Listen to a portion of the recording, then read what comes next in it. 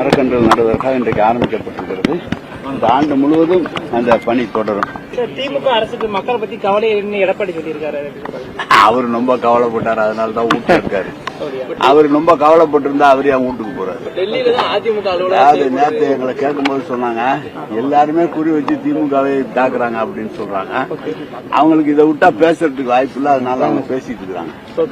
அதிமுக அலுவலகம் செயல்படுது அப்படின்னு சொல்லி நீங்க தொடர்ந்து திமுக விமர்சனம் பண்ணிட்டு இருக்காங்கல்ல, அது எப்படி அப்படி யார் சொன்னாங்க? இல்ல அவங்க டெல்லியில இருந்தா இல்ல பிஜேபி கூட்டணி சேர்ந்திருக்காங்க அப்படி சொல்லிருப்பாங்க. விஜய் பிரச்சாரத்துக்கு சார் பாரபட்ச விஷயம் அந்த ஏசி கார்லயும் வேர்வை முகமூடிய மூடி இருக்கிறதாகவும் சார் திருநெல்வேலியை பத்தி விஜய் மேட்டர்ல சார் விஜய் விவகாரத்துல பாரபட்சம் இல்லாம அனுமதி கொடுக்கணும் அந்த பிரச்சாரங்களுக்கு அப்படின்னு சொல்லி மனு தாக்கல் பண்ணிருக்காங்க. அப்ப திமுக அரசு பாரபட்சம் பாக்குறாங்க காவல்துறை வச்சு இல்லையா கேக்குறேன். நான் திமுக சார்பா நானே ஒரு கூட்டம் நடத்துறேன்னா கூட காவல்துறை அனுமதி பெற்று தான் நடத்த முடியும். இருங்க நான் கேட்கறேன், நீ கேட்ட கேள்விக்கு பதில் சொல்லிட்டு காவல்துறை அனுமதி பெற வேண்டும். காவல்துறை எப்படி அனுமதி கொடுக்குறாங்க அப்படின்னா, அந்த போக்குவரத்து பொதுமக்கள் எவ்வளவு தூரம் வரும், வண்டி எவ்வளவு வாகனங்கள் வரும், அவங்களுக்கு இடைஞ்சல் வருமாங்கிறத பார்த்து தான் கொடுக்குறாங்க.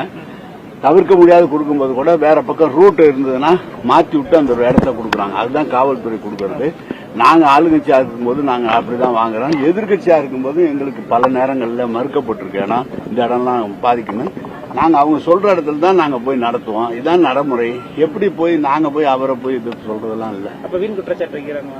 அப்படி நீங்களா எழுதிங்க, நான் சொல்றது என்ன, நீங்களா பாத்துக்க வேண்டியதான். நான் சொல்றேன் காவல்துறை உரிய நடவடிக்கை நீதிமன்றம் கூட சொல்லுது, இந்த இடத்துல நீங்க நீதிமன்றம் கொடுன்னு சொன்னா அதுக்கப்புறம் வேற ஏற்பாடு பண்ணிட்டு தான் அதை நம்ம கொடுக்க வேண்டியிருக்கு. எனவே காவல்துறை இன்றைக்கு போக்குவரத்து எல்லாம் நெரிசல் அதிகமா இருக்குது. பொதுமக்களுடைய நிறைய சாலைகள்ல போகிற நேரத்தில் கண்ட ஒரு பல இடங்கள்ல கேட்கிற இடத்தெல்லாம் கொடுத்தா நாட்டில் அன்னைக்கு போக்குவரத்து இடைஞ்சலா வரும்னால தான் காவல்துறை நிறுத்துறாங்க. இது எனக்கு மட்டும் இல்ல, திமுகவுக்கு மட்டும் இல்ல, எல்லா கட்சிகளுக்கும் இது ஒரே லெவல் தான் எடுக்கிறாங்க. அதான் பேருந்துகள் வரமாட்டது அப்படின்னு சொல்லி இந்த ஊர் மக்கள் குற்றச்சாட்டு பேருந்து கூட சொல்றாங்க, போயிடறாங்க, கீழே வரமாட்டாங்க, உத்தரவு இருந்து பின்பற்ற. இன்னைக்கு சொல்றேன் சார், வர பொன்னாக்குடி சுற்றுவட்டார பொறுத்த வரைக்கும் ஒரு 300 ஏக்கர் விவசாயம் நடக்கணும். அந்த பெரிய குளத்தை வச்சுதான் பொன்னாக்குடி பெரிய குளம் 155 ஏக்கர் பரப்பளவு கொண்டது. ஆனா இன்ன வரைக்கும் அது தூர்வாரப்படல, முள் செடி இருக்கிற நீர் அதிகமா சேமிக்க முடியல அப்படிங்கிற ஒரு குற்றச்சாட்டு மக்கள் விவசாயிகள் கருத்துல கொள்றோம்.